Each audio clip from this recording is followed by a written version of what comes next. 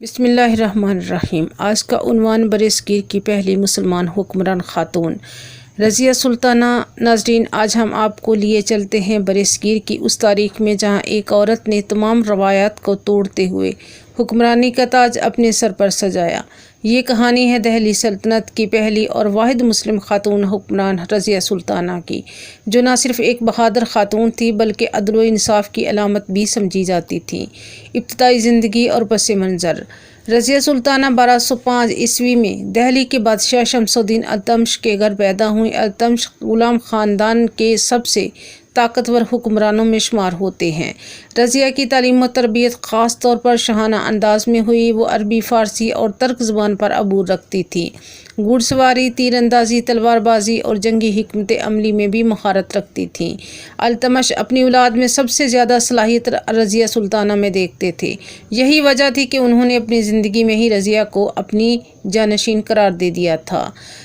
تخت نشینی۔ جب 1236 عیسوی میں التمش کا انتقال ہوا تو ان کے بعد سلطانہ تخت دہلی پر بیٹھیں، لیکن یہ آسان کام نہیں تھا۔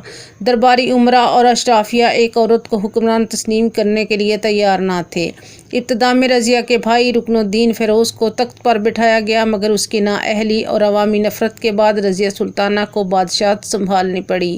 یوں وہ برصغیر کی پہلی خاتون حکمران بنی۔ دور حکومت۔ رضیہ سلطانہ کا دور حکومت 1236 عیسوی سے 1240 عیسوی تک رہا۔ اس کی اہم خصوصیات: پردہ چھوڑا۔ وہ پردے میں رہنے کی بجائے کھلے دربار میں آتی اور مردانہ لباس پہن کر حکومت کے معاملات سنبھالتی۔ عوامی رابطہ۔ وہ براہ راست عوامی مسائل سنتی اور ان کے حل کے لیے اقدامات کرتی۔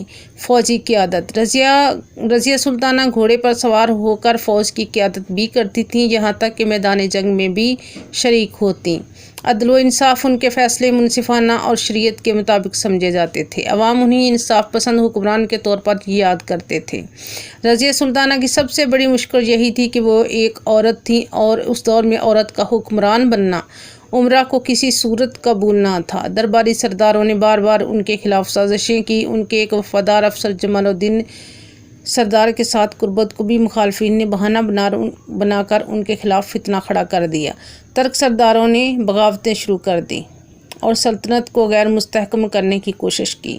زوال اور انجام۔ 1240 میں ان کے بھائی معز الدین بہرام شاہ کو تخت پر بٹھا دیا گیا۔ رضیہ سلطانہ تخت سے موزول ہوئیں اور حالات مزید خراب ہو گئے۔ یوں وہ اپنی فوج کے ساتھ دوبارہ اقتدار حاصل کرنے کے لیے نکلیں، مگر ایک جنگ میں شکست کھا گئیں۔ شکست کے بعد بھاگتے ہوئے انہیں ایک مقامی سردار نے قتل کر دیا۔ یوں 35 سال کی عمر میں یہ بہادر حکمران خاتون دنیا سے رخصت ہو گئیں۔ ان کی قبر آج بھی دہلی، ہندوستان میں موجود ہے اور تاریخ کے صفحات پر وہ ہمیشہ زندہ ہیں۔ رضیہ سلطانہ کی شخصیت آج بھی خواتین کی بہادری اور سیاسی صلاحیت کی علامت سمجھی جاتی ہے۔ انہوں نے اس زمانے میں عورت کو کمزور ہونے کے تصور کو توڑ دیا۔ وہ برصغیر کی تاریخ میں ہمیشہ کے لیے ایک مثال ہیں کہ اگر عورت کو موقع دیا وہ بھی مردوں کی طرح قیادت سنبھال سکتی ہیں۔ رضیہ سلطانہ کی زندگی ہمیں یہ سکھاتی ہے کہ ہمت، عدل اور عوامی خدمت کے جذبے کے ساتھ کوئی بھی حکمران تاریخ میں زندہ رہ سکتا ہے۔ رضیہ سلطانہ صرف ایک حکمران نہیں بلکہ ایک عظیم علامت ہیں بہادری، انصاف اور عورت کی قیادت کی۔ اگر آپ کو یہ ویڈیو اچھی لگے تو لائک، شیئر اور سبسکرائب ضرور کیجیے۔